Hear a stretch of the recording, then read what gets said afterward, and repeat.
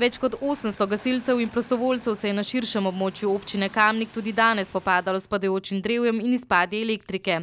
Prebijajo pa se tudi do vasi, ki so odrezane od sveta. Je zaprtih samo še 9 mest, kjer se seveda z vsemi silami prebijamo do teh ljudi. Ljudi so na varnem, kajti gasilci so odšli do njih in jih povprašali, zato smo lahko prepričani, da ni nič hujšega. Hudo pa je bilo včeraj zvečer v vasi Zagorica nad Kamnikom, kjer sta se 2 drevesi podrli na hišo. Direkt v dnevno sobo. In koliko ste se pa ustrašili, ste bili doma takrat? Ja, doma smo bile.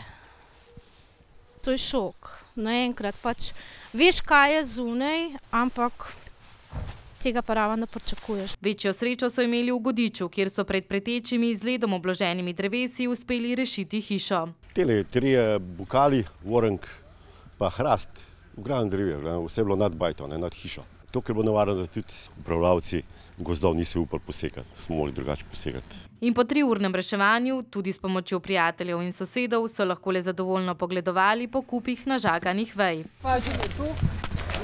Šir smo. Se dobro končalno, pa da res sem zahvala, da bo to poplačati, kar mi pomagajo. V takšnih razmerah gasilci in ostali, ki pomagajo sokrajanom, tvegajo tudi svoja življenja.